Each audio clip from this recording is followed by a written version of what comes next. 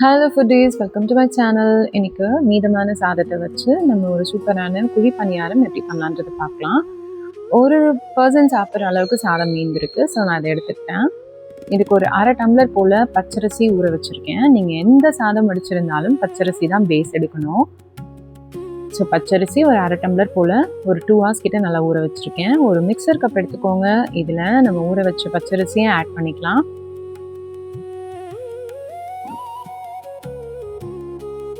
இதுக்கு தேவையான அளவுக்கு உப்பு சேர்த்துக்கலாம். இதோட மீதமான சாதத்தையும் நம்ம ஆட் பண்ணிக்கலாம். இதோட நான் ஒரு 3 ஸ்பூன் கிட்ட ஜவ்வரிசியும் ஆட் பண்ணியிருக்கேன். நான் சொல்ல விட்டுட்டேன், நீங்களும் ஆட் பண்ணிக்கோங்க. இதுவும் இட்லி மாதிரி தான் ஒரு 6 மணி நேரம் போல் நம்ம புளிக்க வைக்கணும். ஸோ இப்போ சாதத்தையும் ஆட் பண்ணிட்டோம். அவ்வளோதான். இது நல்ல ஒரு பேஸ்ட்டாக அரைச்சி எடுத்துக்கலாம்.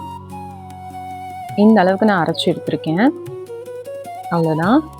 இது ஒரு கிண்ணத்தில் ட்ரான்ஸ்ஃபர் பண்ணிக்கலாம். இதோட ஒரு 4 ஸ்பூன் போல் கடலைப்பருப்பை நல்லா வாஷ் பண்ணிவிட்டு எடுத்து வச்சுருக்கேன், ஊற வைக்கல. இப்போ இதில் ஆட் பண்ணிக்கலாம்.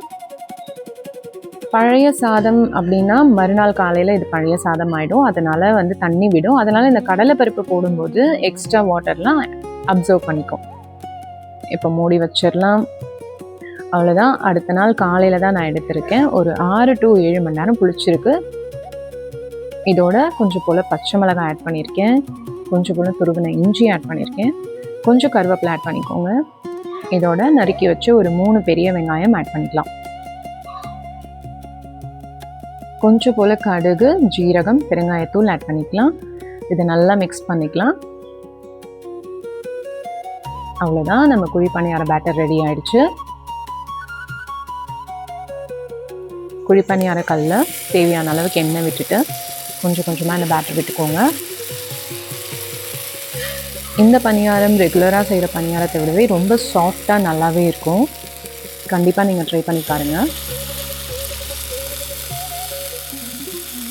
அதே மாதிரி கொஞ்சம் மெஷர்மெண்ட் எடுக்கும் போதே நிறைய வரும். இதுவே ஒரு 3 பேர் சாப்பிட்ற அளவுக்கு ரெடி ஆகிருக்கு.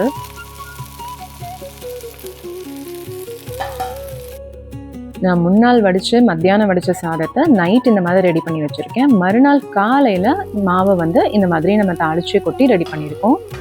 மூடி போட்டு ஒரு 3 நிமிஷம் போல் ஒரு பக்கம் வேக வச்சு எடுத்துக்கோங்க. திருப்பி போட்டு ஒரு 3 நிமிஷம் போல் வேக வச்சு எடுத்தீங்க அப்படின்னா ஒரு டேஸ்டியான மீதமான சாதத்துலேருந்து ரெடி பண்ண ஒரு குழி பணியாரம் ரெடி.